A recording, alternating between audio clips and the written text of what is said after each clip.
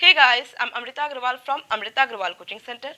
मैं डेली अपने चैनल पे एसएससी सीजीएल टीयर 2 के प्रीवियस ईयर क्वेश्चंस लेकर के आती हूँ। इधर मैं जो पेपर सॉल्व करवा रही हूँ वो है एसएससी सीजीएल 2021 के मेंस का पेपर जो 8 अगस्त 2022 को पूछा गया है। इस पेपर के सारे क्वेश्चंस के सॉल्यूशन आपको एक जगह मिल सके, इसके लिए मैंने एक प्लेलिस्ट बनाया है जिसमें अभी तक जितने भी मैंने इस पेपर के क्वेश्चन के सॉल्यूशन दिए हैं और आगे दूंगी उन सब की लिंक इस प्लेलिस्ट में मिलेगी और प्लेलिस्ट की लिंक मिलेगी आपको आई बटन पे और डिस्क्रिप्शन बॉक्स में। आपको आई बटन पे और डिस्क्रिप्शन बॉक्स में एसएससी सीजीएल 2020 के मेंस के पेपर के सॉल्यूशन की लिंक भी मिलेगी। और जिन्होंने भी एसएससी सीपीओ का और एसएससी दिल्ली पुलिस के हेड कांस्टेबल का फॉर्म भरा है तो उनको मैं इन्फॉर्म कर दूं कि मैं डेली उनके लिए मैथ्स के प्रीवियस ईयर क्वेश्चंस लेकर के आती हूँ, जिसके प्लेलिस्ट की लिंक मैंने आई बटन पे और डिस्क्रिप्शन बॉक्स में दे रखी है। अभी मैं आपके लिए एसएससी सीजीएल 2021 के मेंस के पेपर में आया हुआ ये क्वेश्चन लेकर के आई हूँ। क्वेश्चन है, the base of a prism is a right angle triangle whose sides are 9 cm, 12 cm and 15 cm. Volume of this prism is 648 cm cube. What will be the height of prism? कह रहा है कि एक prism है जिसका base है right angle triangle जिसके side है 9 सेंटीमीटर, 12 सेंटीमीटर एंड 15 सेंटीमीटर। इसका वॉल्यूम है 648 सेंटीमीटर क्यूब। तो बताइए कि इस प्रिज्म की हाइट क्या होगी। देखिए, प्रिज्म का बेसिक स्ट्रक्चर मैं आपको बता देती हूँ। जो प्रिज्म होता है इसका जो बेस होता है ना, जो बेस की डायमेंशंस होती हैं एग्जैक्ट वही डायमेंशंस इसके टॉप की भी होती हैं। ठीक है, इसके हाइट जो है ये बेस पे होते हैं परपेंडिकुलर और होते हैं हर जगह से इक्वल।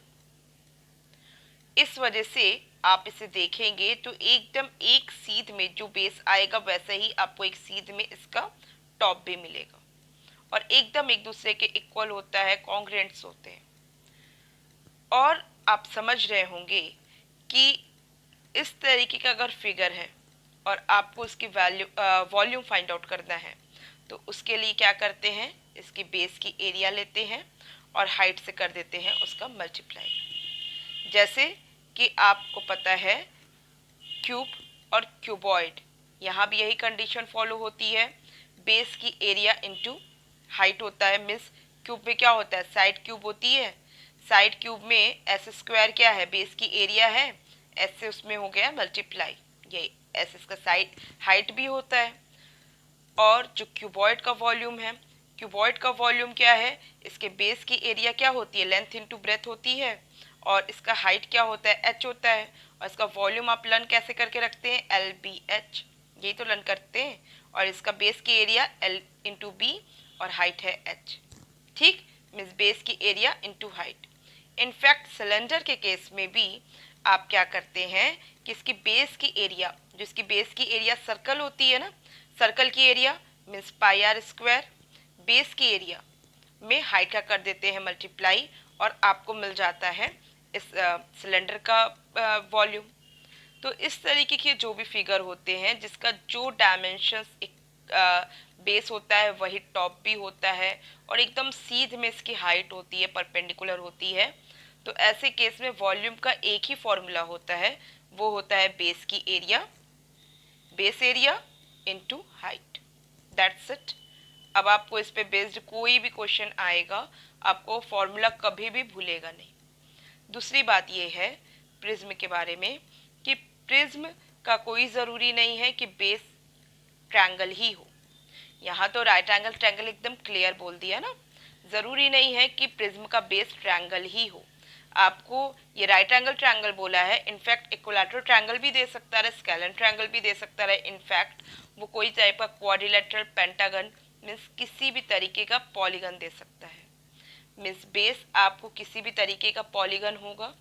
इस वजह से अलग अलग क्वेश्चन में अलग अलग टाइप के पॉलीगन्स दिए जाते हैं और इसी वजह से जब उसका वॉल्यूम रखते हैं हम तो वहाँ अगर मैं बेस एरिया इनटू हाइट ना रखूँ और डायरेक्ट उसकी बेस की एरिया के अकॉर्डिंग उसका फॉर्मूला रख दूँ तो आपको हर जगह अलग अलग वॉल्यूम का फॉर्मूला मिलता है और वहाँ से आपको कन्फ्यूज़न क्रिएट होता है। तो वहाँ आप कंफ्यूज्ड मत होइए, दिमाग में बैठा लीजिए कि इसके लिए बेस एरिया इनटू हाइट होगी। डिपेंड करता है कि बेस क्या है। बेस यहाँ पे राइट एंगल ट्रायंगल है, तो यहाँ पे इसकी बेस एरिया क्या हो जाएगी, राइट एंगल ट्रायंगल के अकॉर्डिंग हो जाएगी कि 90 डिग्री के एडजेसेंट जो दो साइड्स है उन दोनों का मल्टीप्लिकेशन डिवाइडेड बाय 2, यही होता है राइट एंगल ट्रायंगल के लिए एरिया। अब क्योंकि राइट एंगल ट्रायंगल के 3 साइड्स दिए हैं जो कि है 9, 12, 15 और 15 सबसे बड़ी साइड है, और आपको पता है कि राइट एंगल ट्रायंगल में सबसे बड़ी साइड होती है हाइपोटेनस। जब ये हाइपोटेनस 15 है, इसका मतलब 90 डिग्री के बगल में जो दोनों साइड्स बन रही हैं वो कौन सी हैं, वो है 9 और 12, और इन्हीं दोनों का मल्टीप्लिकेशन डिवाइडेड बाय 2 इसकी बेस एरिया होगी।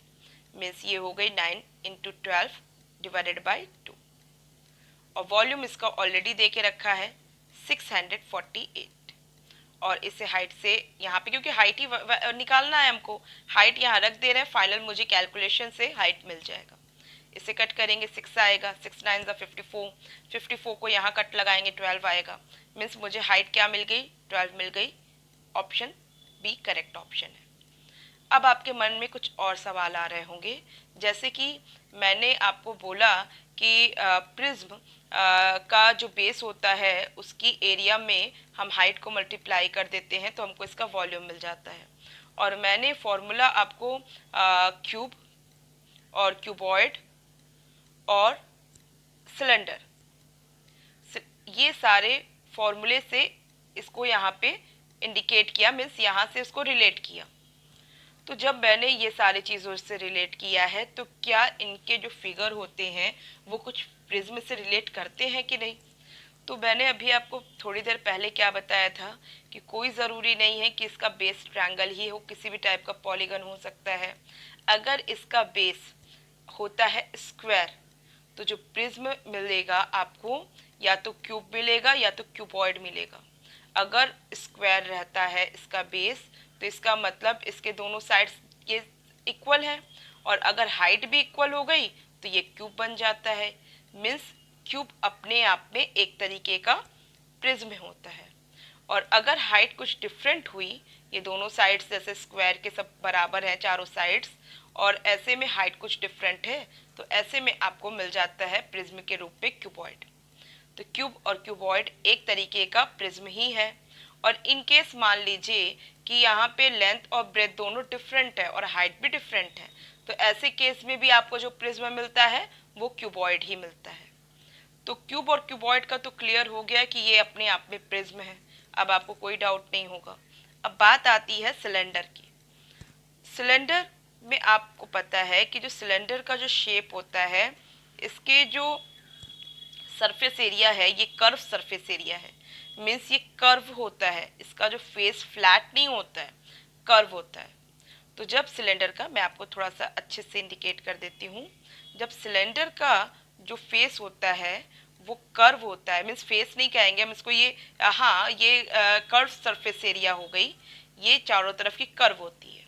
और जो प्रिज्म है, क्यूब है, क्यूबॉइड है, ये सारी चीज़ें हैं, इसके जो फेस होते हैं ये एकदम फ्लैट होते हैं।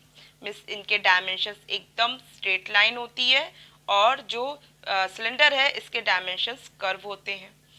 इस वजह से कभी भी किसी भी आपको 3D डायमेंशन जो कि कर्व नुमा हो तो वो प्रिज्म हो नहीं सकता है। अगर मान लीजिए सभी फेस यहाँ फ्लैट हो लेकिन एक फेस थोड़ा सा यहाँ कर्व हो जाए तो इसका मतलब वो प्रिज्म नहीं है। तो प्रिज्म होने की सबसे बड़ी कंडीशन ये है कि इसके सभी फेसेस फ्लैट होते हैं, मीन्स सभी डायमेंशंस इसकी स्ट्रेट लाइन होती है। क्लियर है। और यहीं से ही सिलेंडर और प्रिज्म दोनों को अलग किया जा सकता है, बट फॉर्मूले का जो बेसिक है वो सेम है। बेसिक यही है कि इसका जो फॉर्मूला है सिलेंडर का वो इसकी base area means pi r square और इसकी हाइट से कर देते हैं मल्टीप्लाई, और इसका भी बेस एरिया जो है उसमें इसकी हाइट से कर देते हैं मल्टीप्लाई, मुझे मिल जाता है इसका वॉल्यूम। तो ये दोनों के वॉल्यूम के लिए बेसिक तो फॉर्मूला सेम है, बट सिलेंडर कभी भी प्रिज्म नहीं हो सकता है। तो ठीक है, आपको मेरे ख्याल से प्रिज्म के बारे में और आपको सिलेंडर और प्रिज्म को कैसे अलग अलग मतलब समझना है वो सारी पॉइंट्स भी क्लियर समझ चुके हैं। आई होप सबको क्लियर होगा। अब इस पे बेस्ड कोई क्वेश्चन आता है तो मुझे नहीं लगता है कि आपको इसका फॉर्मूला लर्न रखने की ज़रूरत होगी, आप अकॉर्डिंग टू क्वेश्चन ईजिली से डील कर लेंगे।